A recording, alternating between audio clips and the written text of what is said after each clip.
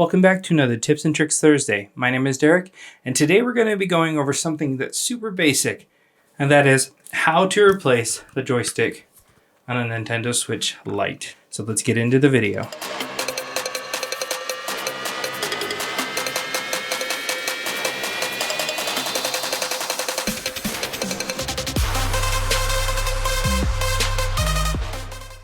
Now I'm going to be doing this repair with the intent to show those of you who haven't done it how to do it step by step. It's fairly simple, so this is going to be a quick video. Let's get started. Alright, so here you can see when we get in here, when we try to go left, we can go up, we can go down, but we can't go right. Left, not right. So that's where this comes into play. Here's our new joystick. What we're going to need for this is a Phillips. I'm going to use a Phillips 00, and we need a Y. You can go with a Y0 or 00. 000 is just a little too small, even though you can get away with it.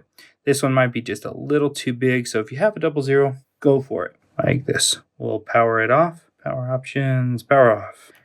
We'll flip it over. There are 4 non-magnetic screws, 2 on the top. So you want to pick them up with your hand and set them down, otherwise they're going to go running. And 2 on the bottom, right next to the charge port. So after we take those off, we'll switch over to our Y, and we'll take out the 4 screws on the back. Once these 4 screws are out, on the bottom here, we're just going to grab one of these little speaker gaps and pull it apart and go up the side and pop the little clips. Also, you'll want to double check that you don't have a game or an SD card before you start doing this, because they will get caught. It'll get hung up here on the audio jack. You just pull and you kind of push up and it'll come off the top just like that. The one we're going to be replacing is right under here. We need to take off this shield because it's covering up part of the board here. We've got 3 silver screws and 1 gold one down there. So we'll switch back to our Phillips and we'll take out those 4 screws. Then we'll lift the shield off, grab a pair of tweezers, and I'm going to carefully wiggle the speaker connection until it pops out. Then we'll take off this gold screw here and we'll lift out the speaker unit, disconnect the power button flex cable and slide it out, set it aside. Take out the 2 screws holding down our ZL button, carefully set that aside. Now I'm going to pick up the left trigger here without losing the spring. They go flying if you don't hold on to them. We'll disconnect the ribbon and slide it out. Disconnect the backlight to the display, slide it out. Flip up the flap for the joystick and pop it off, slide it out. Now we have 4 screws to take out to take off this little daughter board. So we got a long one there, another long one here on the ones with the gold ring, a long one there, and another long one there. Then we can pop up this board.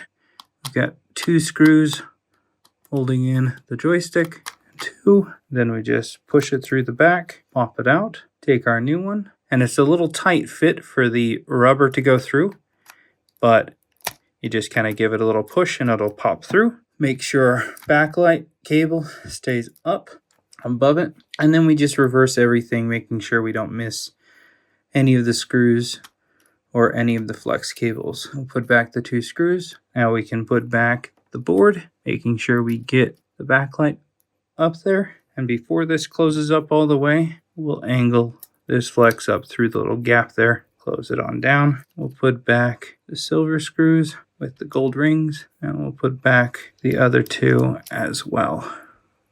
We'll connect up the backlight, pushing it all the way in, pushing down the flap, and then we'll do the same for the joystick, sliding it all the way in, pushing down the flap. We can connect up the ribbon flex, flip that one down, and then when we go to put in the left trigger button, we're going to push in the spring so it doesn't go flying. Make sure it sits down in there, just like that. We'll take this guy.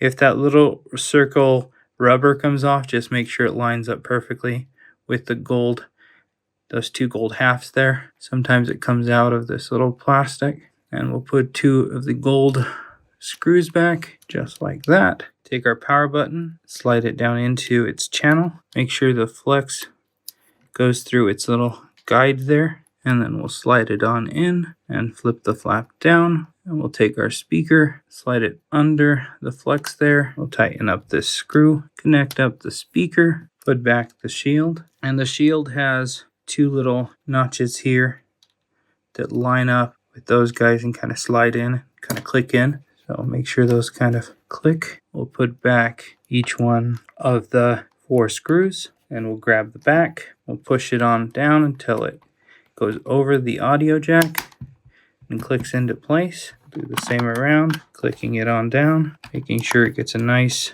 tight fit everywhere. Then we'll put back the 4 small screws, switch to the Y, and then we can tighten down the remaining 4 screws. All right, we'll power it on, and boy, does that look so much nicer than the old one. Let's see, we still go left, we're going left, we're going up, we're going down. Are we going right? We sure are. There we go.